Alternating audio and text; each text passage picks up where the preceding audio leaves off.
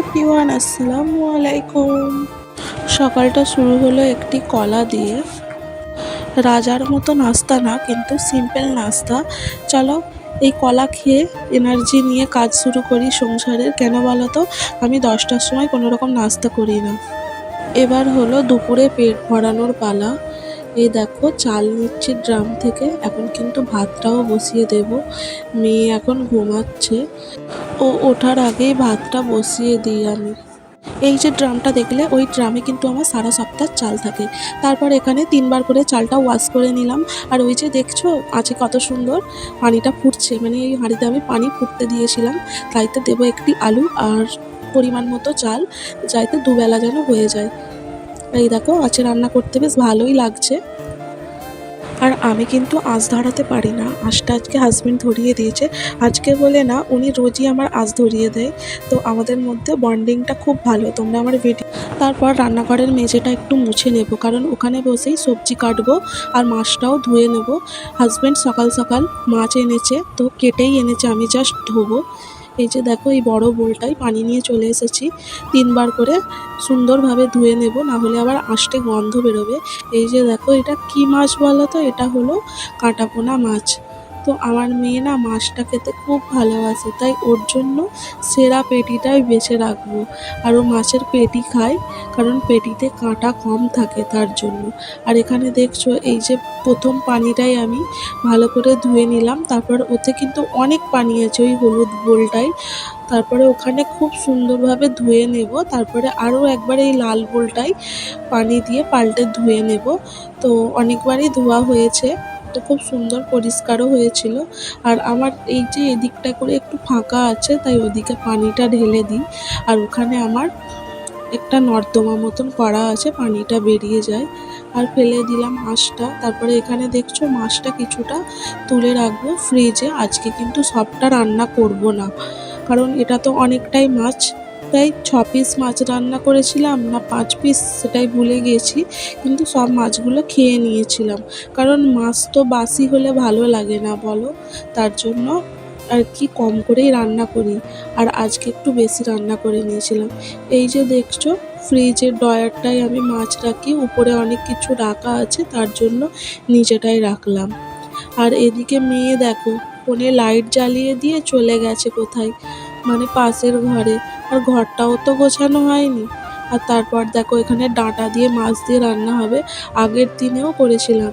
এই যে ডাঁটাগুলো দেখছো, এগুলো হলো আমার ননদদের গাছের ডাঁটা। তো ওনারাই পাঠিয়েছিল, 2 দিন ধরে খাওয়া হচ্ছে, আজকেই শেষ হলো। আর এদিকে আমার ভাতও হয়ে গেছে কমপ্লিট। এই দেখো ভাতটাও কিন্তু মার ফেলে দেব। তারপরে আমি এখানে সবজি কাটতে বসবো। আর দেখলে না মাছটা রেখে দিয়েছি, ওই মাছটা প্রথমে ভাজতে বসিয়ে দেব, তারপরে সবজি কাটতে বসবো। আর এদিকে গরম ফ্যান পড়ে গেছে, আর হাত দিয়ে আর দিলাম না, কে কেমন চোখে দেখবে জানি না। তবে এই যে কাপড়টা পা দিয়ে একটু দিলাম। যাই হোক, এখানে কিন্তু কড়া বসিয়ে দিয়েছি, এইতে দেব সাদা তেল। সাদা তেল দিয়ে মাছটা খুব সুন্দরভাবে ভাজবো। আর সরিষার তেল কম ছিল, আর হাজবেন্ড এখন ব্যস্ত, এখন বললেও আনতে যেতে পারবে না, তার জন্য সাদা তেল ছিল, ওই তেল দিয়ে মাছটা ভেজেছিলাম। এই যে দেখছো নুন আর হলুদ দিয়ে দিলাম মাছে, সুন্দরভাবে মাখিয়ে নিলাম। আর হাতটাও হলুদ হয়ে গেছে। গৃহিণীদের হাত হলুদ হওয়া স্বাভাবিক, ওটাই কিন্তু গৃহিণীদের সৌন্দর্য, তাই না? তোমরা কি বলো? আমার তো মনে হয়। আর এই দেখো মাছগুলো ভাজতে দিয়ে দিলাম। আর একটু লেবুর রস দিলে ভালো হয়, আমি ভুলে গিয়েছিলাম। লেবুর রস দিলে কাঁটাগুলো নরম হয়। তোমরা জানো কি? যদি জেনে থাকো আমায় কমেন্টে বলবে। আর আমি কিন্তু গ্যাসেই রান্না করতাম, ইদানিং আমি এই আঁচে রান্না করছি। আর আঁচে রান্না করতে বেশ ভালোই লাগছে।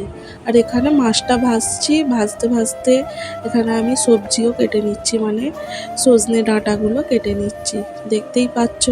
আর এখানে পেঁয়াজ কেটে নিচ্ছি, বড় বড় পেঁয়াজ, তার জন্য 4 ভাগ করে কেটেছি, কারণ কাটতে না হলে অসুবিধা হয় আমার, তার জন্য।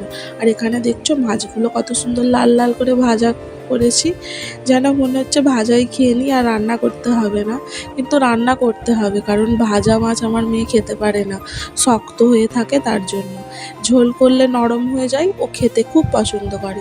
আর এখানে ডাঁটার খোসাগুলো তুলে দিলাম, ওগুলো ফেলে দেবো। এখানে আমার বালতি আছে নোংরা ফেলার, মানে ময়লা ফেলার। আর এদিকে দেখো সুন্দরভাবে ভাজা হয়ে গেছে আর প্লেটে তুলে নিলাম। তারপরে এই মাছটা একটু ঝোল করব, আর একটা মাছ দিয়ে আমি রান্না করব ডাঁটা আর আলু দিয়ে ঝোল, টমেটোও দেবো তাইতে। আর ওটাও তোমাদের সাথে শেয়ার করব কেমনভাবে করলাম। এই যে দেখছো মাছের এই যে পেঁয়াজটা লাল হয়ে গেছে, তাইতে দিলাম একটু আদা রসুন, নুন, হলুদ, জিরে আর সামান্য হলুদ। আর তারপরে কষানো হয়ে যেতে পানি দিয়ে পেঁয়াজটা সেদ্ধ করতে বসিয়ে দিয়েছিলাম। এখানে একটু দেখছি, তারপরে দেখি পেঁয়াজটা সেদ্ধ হয়ে গেছে। এর উপর ঝোল দিয়ে ওইতে মাছগুলো দিয়ে দেব। এই যে ফুটে উঠলেই হয়ে যাবে আমার মাছের ঝোল রেডি। একটা পদ আমার রান্না হয়ে গেল। আর এদিকে দেখছো উপরটায় গ্যাস রয়েছে, ওখানটায় এখন তুলে দিলাম। তারপর ভাত খাবো যখন ঘরে নিয়ে চলে যাব। আর এখন গ্যাসটার ওপরেই সব কিছু রেখে দিচ্ছি, যেহেতু আমি গ্যাসে এখন রান্না করছি না তার জন্য।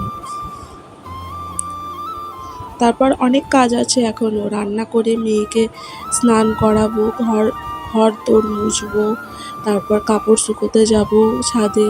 তোমাদের সাথে সবটাই শেয়ার করেছি। আর এখানে কিন্তু আরও একটা হাঁড়ি বসিয়ে দিয়েছি, আর এটাই হবে ডাঁটার ঝোল। আর দিচ্ছি দেখো সরিষার তেল, এটা স্লো মোশন করা আছে তার জন্য এতক্ষণ দেখাচ্ছে। আর এই দেখো তেলটা গরম হয়ে যেতে তার মধ্যে দিয়ে দিলাম কুচনো পেঁয়াজ, আর দিয়ে দিলাম একটা টমেটোটা দিলে খুব সুন্দর গন্ধ হয় আর খুব টেস্টি লাগে। তোমরা এইভাবে করে দেখতে পারো, বুঝলে? তো এই দেখো এখানে কিন্তু টমেটোটা দিয়ে দিয়েছি, আর দিয়ে দেবো একটু পানি। কেন বলো তো? এই পানিটা দিলাম, এর উপরে মশলা দেব তার জন্য পানিটা দিলাম। আর আগে যদি তেলের ওপর মশলাটা দিয়ে দিই আমার এত হ্যাঁকছি হয়, তোমাদের হয় কি জানি না, আমার তো খুব হয়। তার জন্য আমি আগে পানি দিই, তারপর মশলা দিই। এখানে কিন্তু পেঁয়াজটা টমেটোটা সেদ্ধ হয়ে গেছে, তার জন্য আমি একটু ভালো করে নাড়ে দিয়ে দেখছিলাম। আর এখানে ডাঁটা আলু দিয়ে দিলাম, তারপরে ভালো করে কষিয়ে নিয়ে দিয়ে দেব একটু ঝোল। আর সেদ্ধ হয়ে গেলে তাইতে দিয়ে দিয়েছিলাম মাছের একটা পিস। এই দেখো এতেই মনে হয় সেদ্ধ হয়ে গেছে। আমি চলে গিয়েছিলাম আর তলাটা একটু এঁচে মতো গেছে, মানে একটু পুড়ে মতন গেছে। আর দিয়ে দিয়েছি পানি, খালি ফুটলেই হয়ে যাবে, বুঝলে তো? তারপর মেয়েকে স্নান করিয়ে দিয়েছি, মেয়ের সাথে যুদ্ধ শুরু। ওর আবার জামা পছন্দ হয় না। আর এখানে তোমাদেরকে আমার মেয়ে বলছে হ্যালো গাইস কেমন আছো, শুনবে কি? তাহলে শুনো আমার মেয়ে কি বলছে।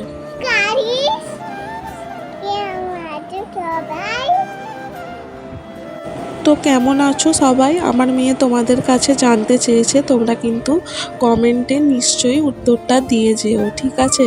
তারপর দেখো মেয়েকে ফোন দিয়ে দিলাম একটু, আর এখানে আমি ঘরটা ঝাঁটা দিয়ে দিচ্ছি, তারপরে একটু মুছে নেব। আর ওখানে আমার জায়ের মেয়েটা দৌড়োদৌড়ি করছে, দেখতে পাচ্ছ। ও কিন্তু আমাদের তাসনিমের থেকে 1 বছর না 1.5 বছরের ছোট। তারপরে এখানে চলে এসেছি আমি ঘরটা মুছতে। তো আমি যেহেতু এই মগ দিয়ে মুছি আমার খুবই সুবিধা হয়, আমি একদম হেঁট হয়ে মুছতে পারি না, দেখতেই তো পাচ্ছ আমি একটু ফেল দিই তার জন্য। তারপর এখানে মোছামুছি হয়ে যেতে চলে গেলাম, দরজাটা বন্ধ করে দিয়ে। আমার মেয়ে কিন্তু ঘরেই রয়েছে। তারপরে চলে গেলাম গোসল করতে, গোসলটা করে মানে স্নানটা করে এখন আমি এসে গেছি ছাদে। আর ছাদে কাপড় মেলছি, এত হাওয়া দিচ্ছে কাপড়গুলো মানে উড়ে যাওয়ার খাপ। তার জন্য আমি প্রত্যেকটা কাপড়ে 2টো করে ক্লিপ আটকে দিয়ে এসেছিলাম। আর এই যে এত হাওয়া দিলে আমার কাপড় দিতে খুবই মানে অস্বস্তি বোধ হয়, মানে খালি উড়ে যায়, আমার একদম ভালো লাগে না তার জন্য। আর এখানটায় দিলাম নাইটিটা আমার। তো আজকে মনে হয় কাপড়গুলো কিছুটা ভেজে থাকবে, কেন জানো? আজকে আমি অনেক বেলা করে কাপড় ধুয়েছি তার জন্য। আর কাপড়টা শুকোতে দিতে এসে আমি একটু টাইম স্পেন্ড করি ছাদে। তো আজকে তো খুবই রোদ্দুর, কি বলবো, মানে চুল শোকাতে যাব কি, দেখছি একদম মাথা গরম হয়ে যাচ্ছে, তার জন্য বেশিক্ষণ আর বসলাম না, চলে গেলাম। শীতকালে কিন্তু বেশিরভাগ সময় ছাদেই কেটে যায় আমার। তো শীতকালের ভিডিও তো শীতকাল এলে দেখতে পাবে। আর এই দেখো যত কাপড় সব মেলে দিয়েছি, এবারে চিলেকোঠায় যেগুলো শুকোতে দিয়েছিলাম আগের দিনে সেগুলো নিয়ে চলে যাব নিচে। হাজব্যান্ড কিন্তু চলে এসেছে দোকান থেকে, এখন গিয়ে ওনাকে ভাত দেবো আর আমি ওনার সাথে খেয়ে নেব, বুঝেছো? তারপরে দেখো এই যে আমাদের সিঁড়ি, মানে আমাদের যৌথ বাড়ি। তোমাদের সাথে পরে এই সব কথাগুলো পরে শেয়ার করব, এখন এতটুকুই জেনে নাও। তো এখন সিঁড়ি দিয়ে নামছি আর আমি থাকি নিচে। তো এই দেখো এটা আমাদের দোতলা সিঁড়ি। তারপর এসে পড়েছি আমি খাবারগুলো বাড়তে, মানে ভাত বাড়তে। তো হাজব্যান্ড কিন্তু গোসল করতে গেছে। আমি তো ভেবেছিলাম ওনার গোসল করা হয়ে গেছে, এসে দেখি এখনও পর্যন্ত গোসল করেনি। তো এখানে ভাত বেড়ে মাছের ঝোলটা বাড়ছি, তারপরে ডাঁটা আলু দিয়ে মাছ দিয়ে যে রান্নাটা করেছিলাম সেটা পুরোটাই খেয়ে নিয়েছিলাম, কেন রাত্রিবেলায় আমরা মাছ খাই না, রাত্রিবেলার জন্য অন্য মেনু। তো তোমাদের সাথে যদি সময় থাকে শেয়ার করব, না হলে আর হবে না, পরে তোমাদের সাথে অন্য সময় শেয়ার করব যদি কিছু না দিই। তো এই দেখো এখানে হাজব্যান্ড চলে এসেছে, দুজন মিলে এখন খেতে বসবো। আর আমি কিন্তু আমার মেয়েকে অনেকক্ষণ আগে খাইয়ে ঘুম পাড়িয়ে দিয়েছিলাম, তাই ও এখন ঘুমাচ্ছে। আর বেলা তো হয়েই গেছে তোমাদের বললাম। তারপর এখানে হাজব্যান্ড চলে এসেছে, খেতেও বসে পড়েছি।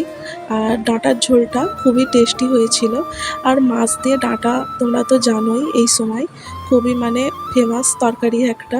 তোমরাও খাও কি আমায় কমেন্টে বলবে তো, তাহলে জানবো যে আমার মতো তোমরাও ডাঁটার ঝোল খেতে খুব ভালোবাসো। আর এখানে আমার হাজব্যান্ড বলছে খুবই টেস্টি হয়েছে। আর আমার হাজব্যান্ড তো আমার রান্না খেয়ে কি বলবো, আমার উপরেও ফিদা, আমার রান্নার উপরেও ফিদা, বুঝলে তো? আর আমরা সবসময় এক প্লেটেই খাওয়ার চেষ্টা করি। আমি একটা সিম্পল হাউস ওয়াইফ, আমার কিন্তু দিনটা এইভাবেই কাটে। তোমাদের দিনটা কিভাবে কাটলো সেটা কিন্তু কমেন্টে জানিও। আর লাইক সাবস্ক্রাইব করে পাশে থেকো।